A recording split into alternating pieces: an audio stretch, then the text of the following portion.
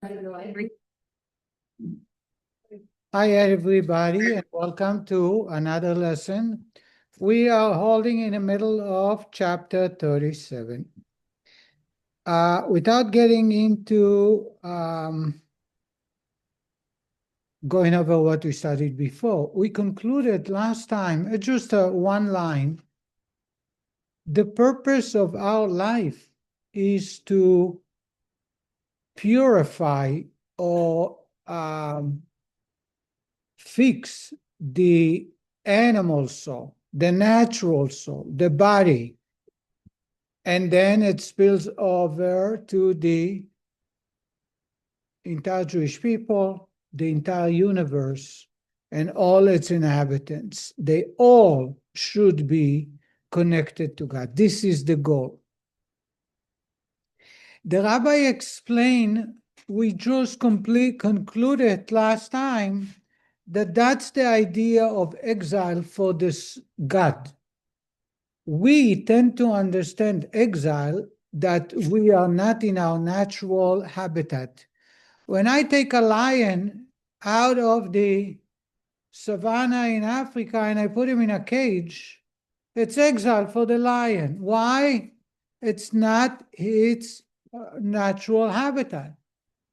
A Jew outside its natural habitat is in exile. We are in exile for over almost a little more than 2,000 years. Says the rabbi that God, and we read it in many, many texts, God had left his palace at the same time the Jewish nation left their palace. God is in exile. And the rabbi explained in the context of our discussion, there are evil forces that exist today. The goal is to convert them and elevate them into holiness. What happens if I ate and I ate not kosher? What happens if I ate kosher food, but I used the energy to do something which is inappropriate? I took pure energy, good energy seemingly, neutral energy, and I converted it to evil energy, thus giving life to the evil forces. As long as there is life to the evil forces, God is in exile. You know when God will return back to his palace? When the evil forces would be choked to death. How will they be choked? When I stop committing sins. When I turn to God and use my blessings of energy into a positive way. That's the Kabbalistic secret to divine exile. As long as the Jewish people, that's why we are responsible. I'm not here to talk about punishment and why bad things happen. This is not the discussion. In the context of the purpose of the universe, which is to return back to its original state, a perfect universe where everybody can enjoy God and live in peace with each other, as long as it didn't happen, we are responsible because it's only because God is in exile. God is in exile as long as I'm feeding, so to say, the not clean soul, the three klipot soul, by sin or by misusing anything that's positive. Now the rabbi, yes. How does it exile because of what we do? Exactly. We are directly responsible for God's exile. Yes. That's the secret Right. Kabbalistic understanding. Yes. Wouldn't be us who controls God, but the other way around. You would think that we are controlled by God, and rather than we control God. That's the news I have for you. The idea of freedom of choice. We say that every human being is blessed with the freedom of choice. It is not, it's much deeper than the way you understand until now. Until now, I understand freedom of choice is I can choose to be evil or good. I have no freedom to be born male or female. I have no freedom to be born with high IQ or low IQ. I have no choice to choose my parents or siblings. Forget about all that. but I have a free choice. Whatever God gave me or did not, how do I use it? Do I misuse it or utilize it? That's the simple. The Kabbalistic understanding is I have a free choice to affect God. Because by not doing good, I'm hurting God. By making a good choice, whenever I do a mitzvah, I am bringing God back into his palace, one step closer to the palace. In fact, by the way, there is so many sources in the Bible that accommodate this point. It's just that the Rebbe is putting it together. The Talmud tells us, the prophet tells us that when he suddenly saw a man that is full of leprosy and looked like a beggar, and this was Mashiach. And the Gemara says, what do you mean Mashiach with leprosy? Leprosy is the worst disease you can imagine. You can't sleep, you can't sit, it hurts, it aches, it looks bad. And the Gemara says, yes, because he carries the sin of all men. He is carrying the sin. By the way, in Christianity, that's what they take some of it in the wrong way. I don't want to talk about that. But the point I want to make is that the Kabbalah is asking, what do you mean? I am affecting Mashiach in the converse way, in the negative way. And the answer is yes, because he carries on all of men's sin. Therefore, he is affected, even though he can be perfect, residing in a palace. His very creation is for humanity, and therefore, when I don't behave, I'm affecting him. Okay. And the same is about God. That's part of the free choice. The rabbi is moving on to the next point. We're going to talk about 3 more points before we complete the chapter. The first point, the rabbi is going to elucidate one single mitzvah of all the mitzvot, and that is the mitzvah of tzedakah. So let's talk about tzedakah a little bit. The first thing is, the tzedakah, money, they say that the coin has 2 sides, right? Here are the 2 sides from a Kabbalistic point of view. Money is N equals energy. Money is the amount of energy I invest, either talent or physical labor. So if I earn a living, it didn't fall off the sky. Ordinarily, we will talk later about people who are gifted, or people who are inherited, or people who found. But that's not the ordinary way of earning money. You earn money because you have to sweat and tears or give away your time and energy. So when you hold a bundle of cash, it is the amount of energy you invested in this money. That's one power of money. The other one, money is the only powerful object that can buy objects. If I want to have a house, how do I get a house? I don't convince you to give me. I have to pay for it. There is nothing else that can get me other than money. There is an exchange, bartering, but it's all about money because we convert things to cash. And then, in other words, money has the energy, taking my energy, figuratively, taking my energy and placed in the money. And money that I have or sitting in a bank in my account is the only thing that can grab things and bring me. Money can get me stuff, and money is my energy. The sum of my energy is in the money. Is that clear? There is nothing else in our universe that can be compared to money in this sense. Therefore, when a person takes away money that he earned in honesty, if someone cheated or stole or he defrauded somebody, that's not the discussion. There is no way, because it's from the 3 unclean klipot and they all have no good positive results. But if someone earned money legitimately and they take the money and they do tzedakah. What does tzedakah entail? Tzedakah is all-encompassing, doing something for no ulterior motive. It may be helping a poor beggar.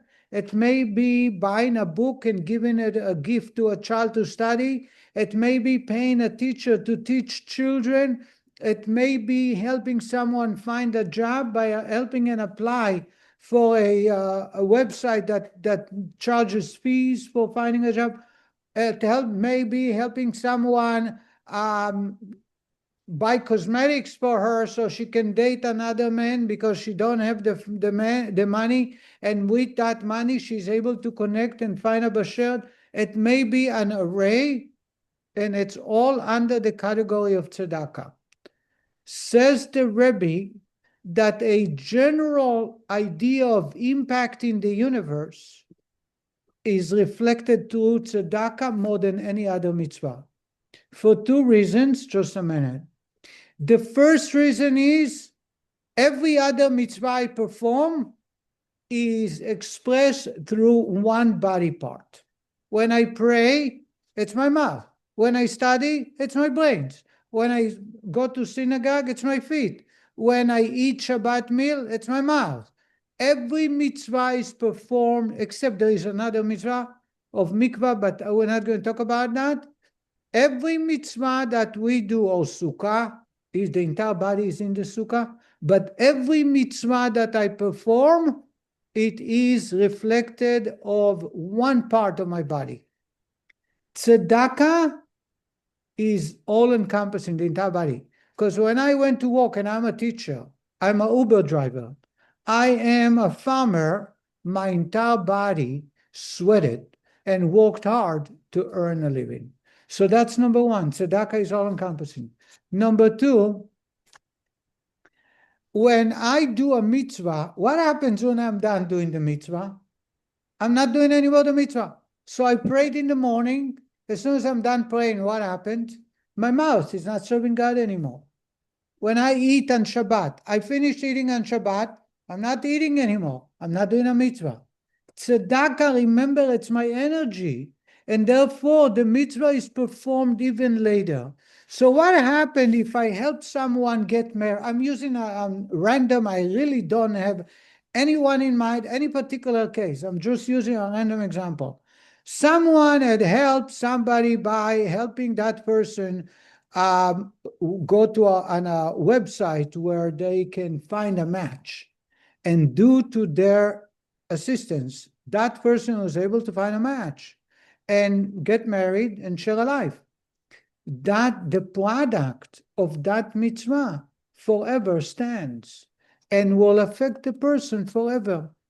I just studied in a book where there was a man that had no children. I don't remember the details, but he had no children.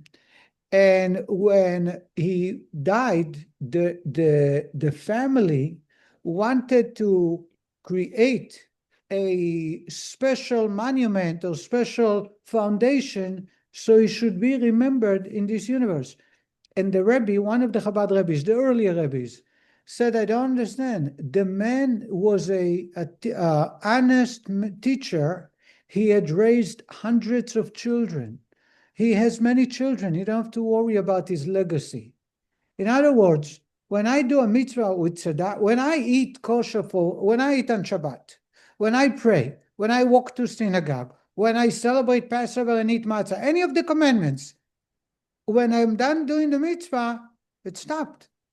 When I do tzedakah and I help someone, or I create a synagogue, a house of study, I buy a book for somebody, all the outcome forever is affected, and it's all credited to the person. Therefore, tzedakah, remember that we spoke about the idea of the purpose of our existence is not for my soul, but for the body and the universe. And there is nothing that's affecting the universe to a greater degree, and that continues forever like tzedakah. That's why in the Jerusalem Talmud, anytime they refer to tzedakah, they do not call it tzedakah, they call it mitzvah. Mitzvah generally is embodied through the mitzvah of tzedakah. Nothing is compared to tzedakah. Now you understand why there are so many schnorrers among Jews, because they're trying to do you favors. I'm joking. But but in addition, the Gemara says that the one who is enabling somebody to do tzedakah is greater than the giver. And I don't want to get into it. The Gemara says that the poor man who legitimately has a need, and is asking, and a person is responding in kind, the one who asked has achieved a greater mitzvah than the one who is giving. Because what's easier, to give or to ask? Obviously, it's much easier to give. Asking is a much more difficult, and therefore he gets a much greater credit. There is not enough good that can be said and talked about tzedakah. I want to address Elizabeth's comment. Tzedakah generally is about money. But tzedakah is all-inclusive. Anytime I give away something that I own legitimately, and I share it with somebody else, I did tzedakah. But not including talent. talent. Okay, Of course. hearing all that stuff, it's also tzedakah. Right. For example, when Mashiach will come, I think I shared with you, there is a question, when Mashiach will come, everybody will be rich. Imagine everybody has a bank account with a credit card that they can spend $10,000 a day. You're required to spend a minimum $10,000 a day. What are you going to do with all the money? There's going to be a lot of richness. So one rabbi has asked, how can the mitzvah of tzedakah be performed? After all, there is no needy people. If there are no needy, and the rabbi explained that the tzedakah would be, Elizabeth, that's addressing your question, the rich men have tasted very tasty food. The poor men have never had that chance. The rich men will tell the poor men what kind of food is very tasty so they can acquire it. That's how they do tzedakah. That's going to be the tzedakah. So, We know poor men, how can rich men tell the poor man anything once Mashiach comes? I told you, at that period, so we study in the Talmud today, you missed it, there will be two periods, Messianic era and the world to come. And in the Messianic era, there will be all the mitzvot. The question is, but after all, there will be no poverty. People will not be poor. So a man who used to travel in first class and internationally will be able to tell the poor man, when you purchase a ticket, make sure you purchase a first class. He'll be able to tell him, you know what? Make sure you get a window seat, not an aisle seat. Make sure you go in this airline, South Korea airline versus other airlines, because the service is far greater. That's how we do tzedakah. That's the only way to perform tzedakah. That answers in the desert. In the desert, also, they didn't perform tzedakah because they had no poor people. Everybody had the manna. How were they able to perform the mitzvah of tzedakah? Harry, you understand the question? They also had the 90 donkeys worth of jewels for every person. The keys to the safes carrying, not the actual. So how did they perform the mitzvah of tzedakah for 40 years? And the Gemara says that the poor men were, any flavor, any taste you want to ask in the manna, you would get. But the poor men didn't know what to ask. They never tasted filet mignon. They never heard of Colby beef. The rich man would say, tomorrow morning, say to God, please, make sure I have a Colby beef taste in my manna. That's how they do tzedakah.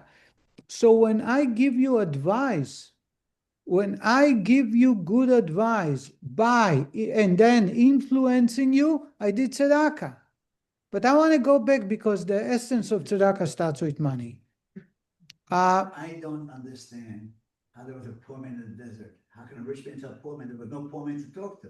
I just shared with you. That's the point. There is no poor man in the desert, but those who have been traditionally poor in Egypt and never tasted a good pompano fish, all they knew is bacala, then they would be told by the rich man, ask for a pompano taste, ask for a sushi taste. They didn't know sushi. They never had a kiwi. They never had a passion fruit. And the rich man would say, I had that. Ask for it. You won't regret it. That's how you do tzedakah. The idea is that we see that God has given us an ability to impact the universe with money, but anytime when we give of ourselves, talent, energy, time, attention, we're doing tzedakah. Did I make myself clear? So therefore, says the Rebbe, that whenever the Jerusalem Talmud refers to tzedakah, it calls it a mitzvah. Now we understand why. The impact of God sent us here for the body to get impacted by the godly soul and for the universe to get impacted by my body.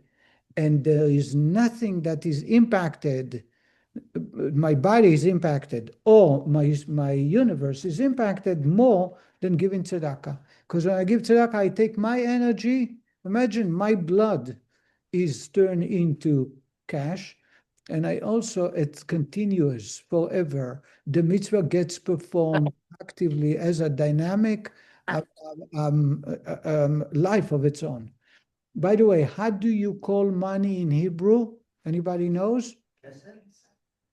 But there is another name to it. Kesef is one. Soon I'll explain what kesef stands for. But what the other name for money? Damim. Anybody heard the word damim? Blood. Dam is blood. Oh, Oh, dam, short Sephardi. Okay, right. Yes. דמים. כמה דמים אתה רוצה? תן לי דמים. It's all over the biblically money is called blood. And the reason is damim. You never heard that? Ma betza. The brother of Yosef over there, it says that they converted slaughtering and spilling his blood for the 20 shekels. It's in Hebrew. Whenever someone takes a bribery, we call it betzadam, a cut of blood. But money is blood, is dam, damim. Same spelling, by the way, the same word, same spelling. And the reason is because in the holy language, everything is based on the root. Blood has literally extracted and moved into my cash, to my money. And therefore, it's termed damim. The other word for money is kesef. You know why it's called kesef? Kesef, silver. Silver is the same as, because the ancient times, silver, in biblical times, silver was the commodity, the coin. They didn't have other commodity, other metals. The reason is because kesef is also yearning. Nichsof nichsafta. Nichsefa vegam kolso nafshi. King David says, I yearn, and I'm yearning strongly towards God. Nichsof means to, kesef means also to yearn, or to a strong desire to cleave, to connect. And the reason is because the strong desire for money is something that's unique. There is nothing similar to that. There is nothing else like that. Some people would have all the money in the world and still they are restless because they need to get more. Yes, Heidi. so until this point, it's always, our learnings from Tanya have been Torah and mitzvot, Torah and mitzvot. This is the first time we're hearing that I can recall tzedakah. Right. It's taken a long time, but yet it's the most important. Tzedakah is the representative of the mitzvot. Right. You're right on target. The Rabbi is just going to talk a little bit about, very shortly about that, but to me it's profound. And we're going to move back to contrasting it with Torah, contrasting it with prayer in the same chapter. These are the other 2 points. But I want to do tzedakah. I want to cover it all. That's why people who are meticulous about earning a living they are very careful about how the money is used. It's not about being stingy. People will be very generous with their money, yet they would not allow for money to be wasted. And the reason is it's my blood. It's my ability to impact the universe, and therefore. So it's not about keeping it to myself. They would share it willingly with their family, friends, anyone is in need, but they will not waste money. In addition, an example for it we see by Jacob. They crossed the river. It's a famous story in the Torah. With his entourage, he's going with a lot of cattle. He was a very, very wealthy man. A millionaire would not be describing Jacob properly. Really a very wealthy man, extremely wealthy. If you look at the gifts that he gave, how many donkeys and camels and sheep and goats, and how many servants he had large camps of animals, in addition to a lot of silver and gold. Yet he has remained by himself on the other side of the river. Why? He forgot small jugs. You know what the small jugs are? The bottle of the babies. The Gemara says baby bottles.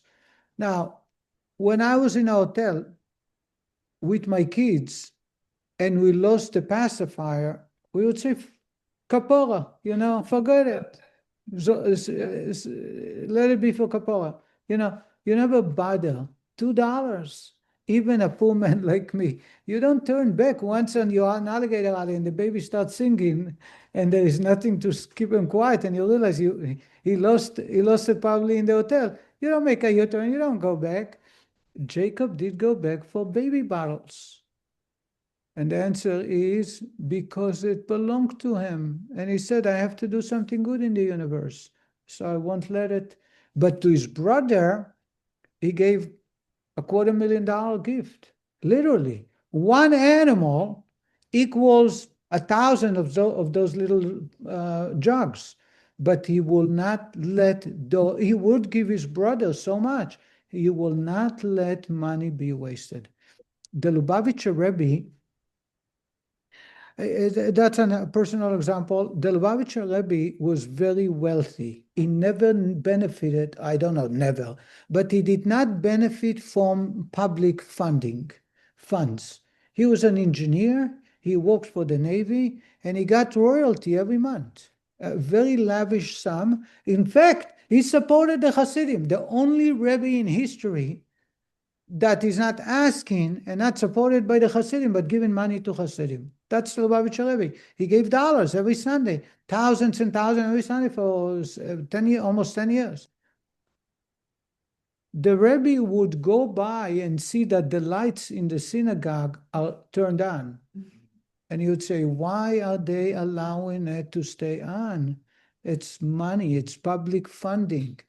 Now, the money for electricity was minuscule. How much you pay for a fluorescent bulb to stay up all night?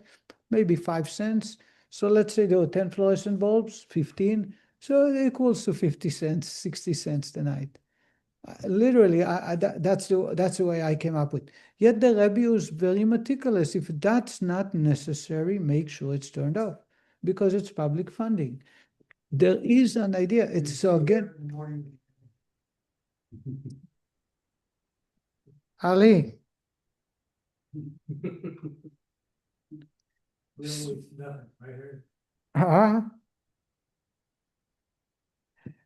That explains one more point I'm going to make before we read. If I want someone to be a true partner in a project, in a non-for-profit, in a charitable, I make them pay for it or sponsor it. Do you understand that? Mm-hmm. Solomon had built a temple. The temple did not last a long time. I'm sorry, right. And the reason is people did not participate. It was the king. He put taxes, but that was the extent of their involvement. He hired professionals to do that. He brought them from Lebanon, he brought them from all across. when people did not feel, they did not sweat, they did not invest, they did not give money, they didn't feel that they are part of that project. Today, that's the difference between, I'm not going to talk too much, but I've said it many times. In Israel, Israelis, they don't feel they're part of synagogue. Synagogue is a whole different entity. I'm talking about people who don't come to synagogue all the time. So when they do show up on Rosh Hashanah, Yom Kippur, if there is a simcha, a happy occasion, it's foreign to them. They are and they're not participating. Here in America, even those who do not participate, they do feel, on a regular basis, they do feel part of a synagogue. And the reason is because they pay dues, because they are participating. Whenever a person pays, whenever people put money, you know they will get involved. How do I know people are involved? When they pay. Now, some people can pay $10,000, some people can pay $10. That's not, it's irrelevant. The money is, the number is irrelevant. It's the idea that people want to be part of something and they express it in a true sense when they actually write a check or swipe a credit card. I feel like that concept equates to value. Like they value it. That money, The money. as opposed to saying they value it. So I'll pay you for a service because I value what Right. you do. I will Very good be point. Right. part of Chabad. I would pay my annual dues because I value. Right. It's a show, it's a sign of valuing. There is no other way, nothing similar than paying money, right? I cannot say I value to the synagogue and say it all day long and do it on public social media. It's not the same. Okay, that's the point I'm trying to make. Here it is. We are on page 515. We're going to read the idea of tzedakah, and then we're going to move on to the next point, hopefully, which is the conflict between Torah and mitzvot. So again, what the rabbi wanted to make sure is that mitzvot are so powerful that they serve God and the purpose of the universe. The rabbi is going to tell us that tzedakah is the epitome, the top of representative of any other mitzvah. In light of the above, page 515, where it was explained that the distinctive quality of the active mitzvot lies in their elevating effect on the body and the vital soul, we can understand why our sages so greatly extolled the virtue of charity, declaring it equal to all the other mitzvot together. The Talmud tells us very few mitzvot are equal to all the mitzvot. One of them is tzedakah. So if I give tzedakah, and tzedakah properly, according to the appropriate amount, it is equal to someone fulfilling all the mitzvot. So today, by the way, this is one explanation. People ask, how can I fulfill all the mitzvot? It's impossible. I don't live in Israel. I'm not a female. I'm not a king. The rabbi, one of the explanations is give tzedakah. If you give properly tzedakah, you are fulfilling all the mitzvot. Because charity is the core of all the mitzvot of action and surpasses them all.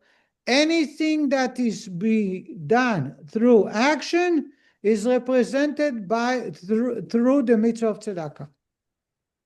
For the purpose of all these mitzvot is only to elevate one's animal soul to God, since it is this vital soul that performs them and clothes itself in them, so as to be absorbed into the blessed Ein Sof light, clothing them.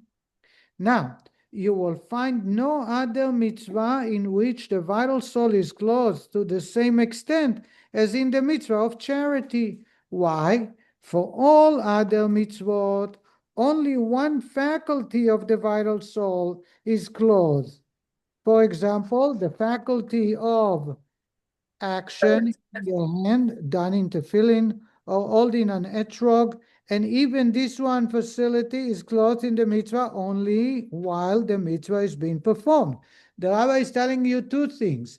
A, every other mitzvah you do with the hand, with the mouth, it's one particular body part. In addition, the mitzvah, the body part is elevated only while active in the doing of the mitzvah.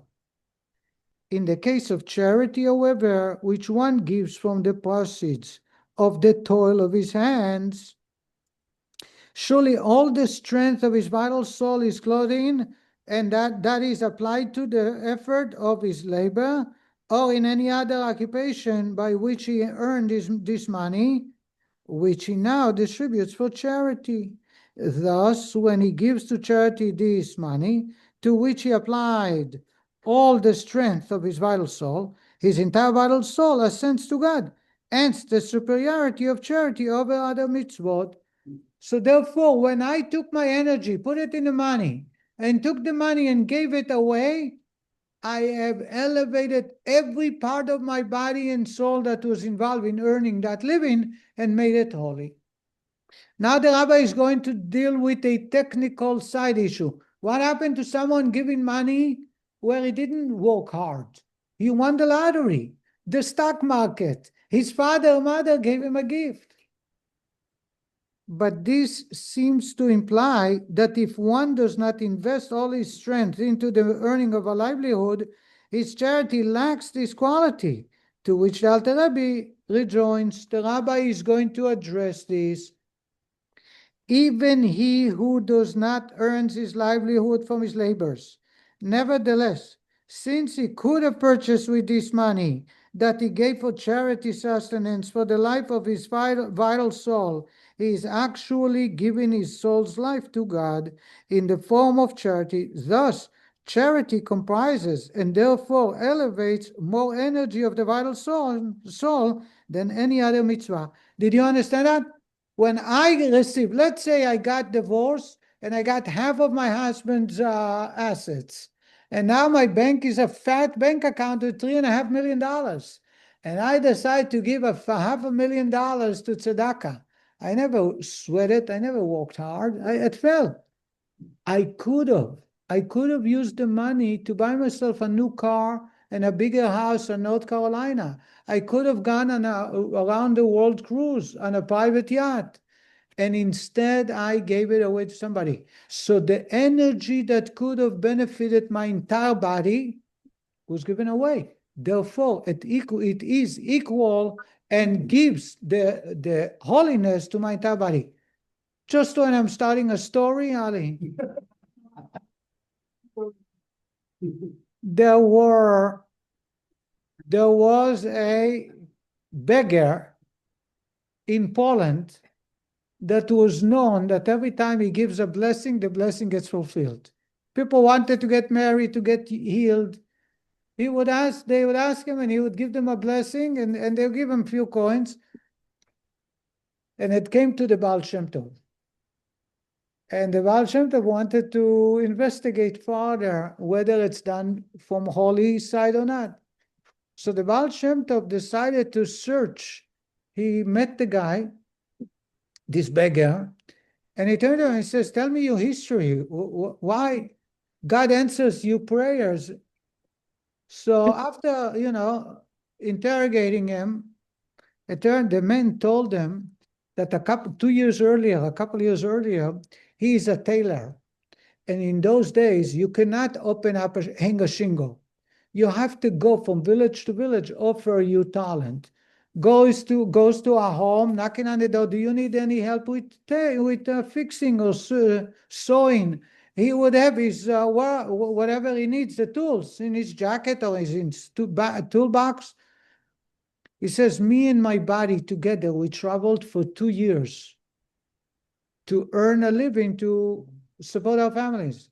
Finally, we each earned 300 rubles, which was a huge sum of money. And we decided it's time to go home and see our family. And on the way back, we stayed in a hotel, in a small inn.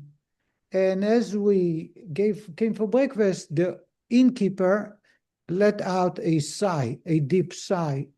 So we turned to him and said, what's the problem? He says he is late in the lease, and it's the second year that he didn't pay the lease. And he's afraid that he's going to lose his source of sustenance, and in addition, he's going to be thrown into the dungeon. Those days, anyone who is a debtor that's punishment until the family can bail out that person, sometimes with the family. So he does not sleep well at night. He doesn't know what else to do. So the man says, I asked him, how much is your debt? And he says, 300 ruble. So I told my partner, look, 300 ruble. Why don't we have a heart? Why don't we split? I give 150, you give 150, and we bail him out. And the man said, I'm sorry, I don't want to do it because the money is for my family. I need to support my family. But I had, my heart was broken from hearing that. I cannot imagine what can happen to him. So I gave him my 300 rubles, and now I have no money, so I became a beggar. And the Baal Shem Tov says, so you are a very holy man. What you did is the 2 years of traveling around, you have given God. You've given it back to God. You offer God 2 years of your life, because those 2 years you walked around was for collecting or amassing the 300 rubles. And then you gave it away for somebody else. Therefore, God is granting you anything, any wish you have. And that's why when you give somebody a blessing, if I know somebody like that, no, I don't know somebody like that.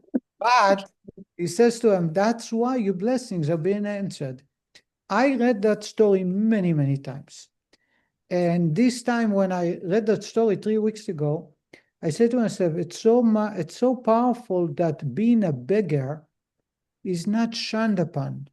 In other words, this man could have blessed himself to be a rich man, yet he didn't do it because it was not that important for him. That's the kind of a man that is able to give away everything he has. Therefore, the fact that he's a beggar this is another form of making a living. So that's why. I have a question. Yes, Herman. There's one thing that bothers to me. Okay. Everything and all things come around were money. Everything goes to money. Ends up with how this lesson, it's all about cash. Yes. Yeah, COD. I can understand that. But the point I'm trying to make, you establishing the other action can be mitzvot. Volunteer, being a doctor, But not most charging a of the patient. things that come around money. Yes, materialistic. So I said it's not materialistic. It's the equal of all my energy outside of my body is expressed through money. And in addition, all my body had worked to earn that money. Nothing is like that. This is the very point. So you say everything comes around money. You're very, very right. You are right on target. Says the Rebbe. So if I did not earn it with sweat, but I got a gift, I could have used it for my own benefit. Instead, I gave it away. It is considered, it's tantamount to giving away my entire body, my entire life. That's why I'm reading on the bottom of page 516. Actually 517. This is why our sages have said that charity hastened the messianic redemption. It doesn't say that tefillin hastened the messianic redemption or Shabbat, even though it does. Every mitzvah I do in this universe hasten.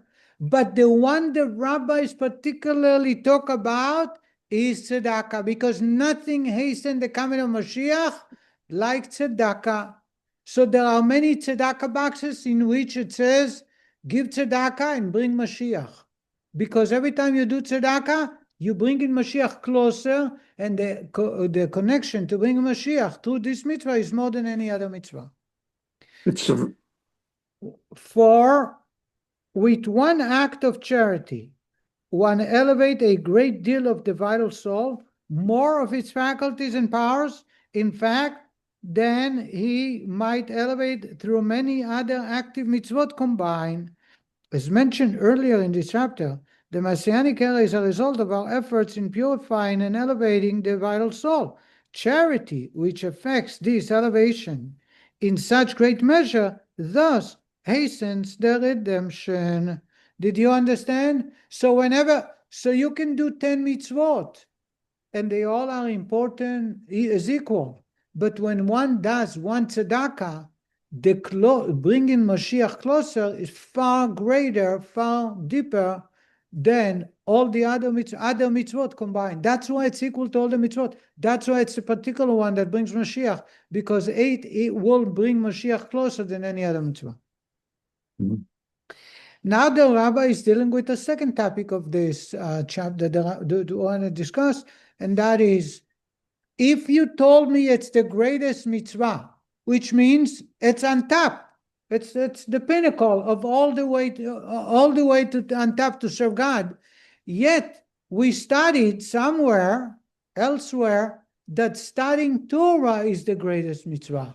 So which one is greater? Harry asked that about 2 chapters ago. We talked about mitzvah, and then we say every morning in the prayer from the tractate of Peah, V'talmud Torah keneged kulam. Study of Torah equals all the mitzvot.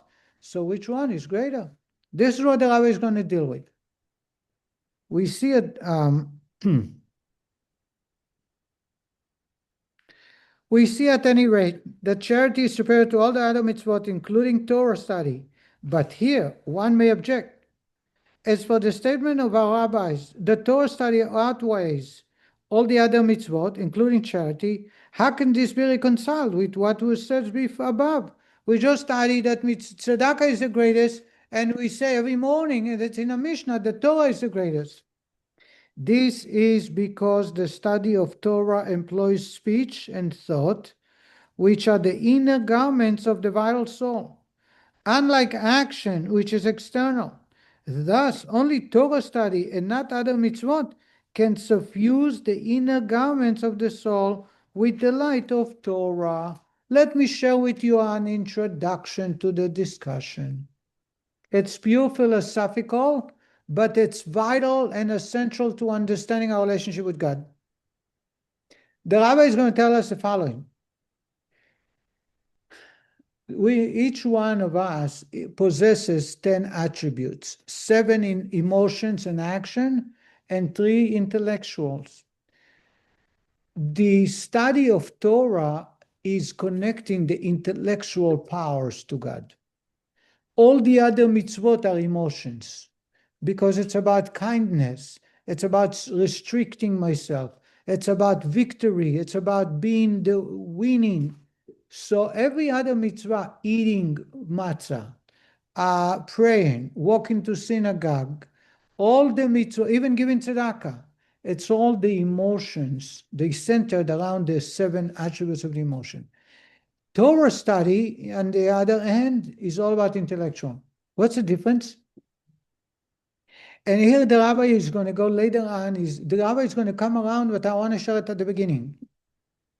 From the 10 attributes, the 3 attributes did not fall into the evil powers. Again, let me explain. We know, I hope that we study it, there was the world of chaos before this world. Did we study it before? There were 7 attributes that fell apart, but not the first 3. The intellectual powers were always connected with God. And therefore, our repair in the universe is the 7 attributes. All the mitzvot, excluding Torah, is using my heart and my action, not intellectual, because it is possible for me to be purely connected to God through the study of Torah, as opposed to others. And the rabbi is going to use the example of a Beinoni. Remember we talked about a Beinoni? A Beinoni will never sin, will never disobey God, but he has no control over his heart's desire. A Beinoni can control his brains. A Beinoni can devote himself to the study of Torah and prayer of God and know what's right. He has no fight with his brains.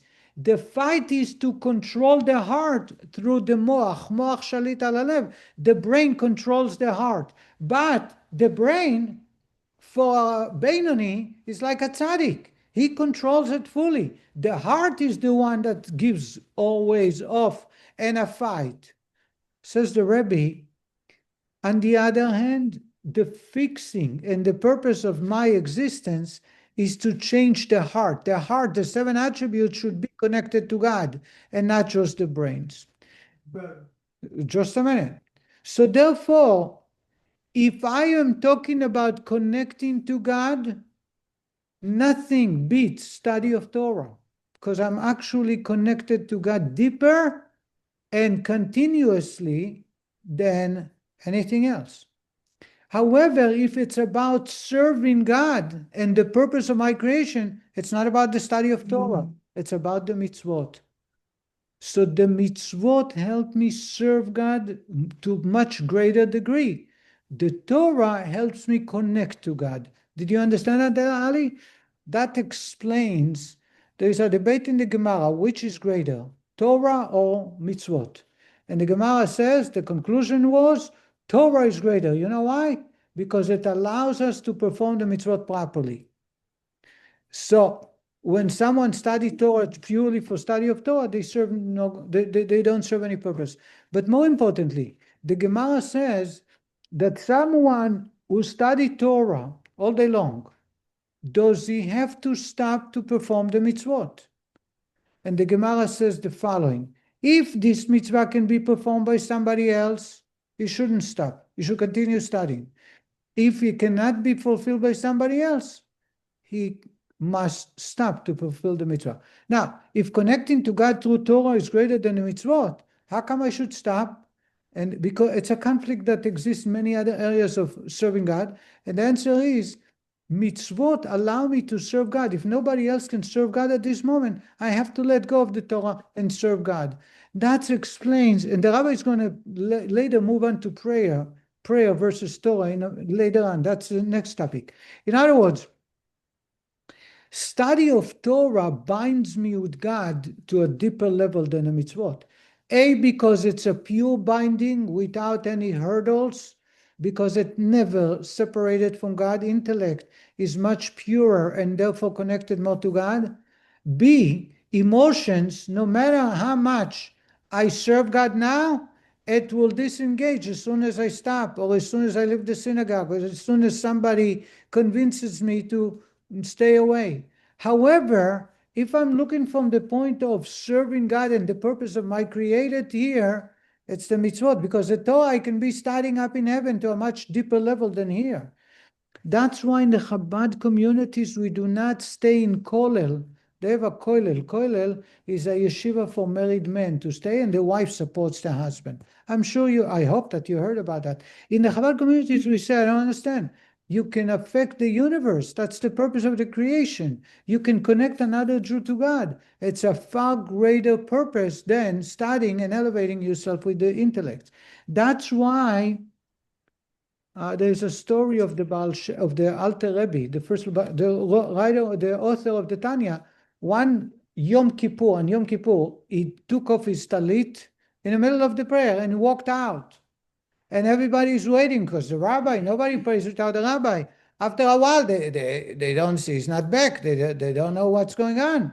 They chased him and they found that he went outside the town. He chopped wood, which is forbidden on Shabbat and Yom Kippur. And he carried it. You're not allowed to carry on Yom Kippur. He brought it into a house in the house there was a mother that just had given birth 2 days earlier. And the husband didn't make it for Yom Kippur back home. And he ignited fire. He heat up the fire and to heat up for the woman so she should not freeze. And the Rebbe points out, it says, so the rabbi violated so many laws to serve God of saving a life. But the Rebbe says, why didn't he appoint somebody? Why didn't he ask somebody to do it? And the Rebbe points out because the service of God is far greater in saving a life than praying. So he had a choice. I can connect to God through prayer, or I can connect to God through saving a life, helping a woman not freeze to death and a baby. That's a much greater way. Therefore, he wouldn't allow somebody else to do it.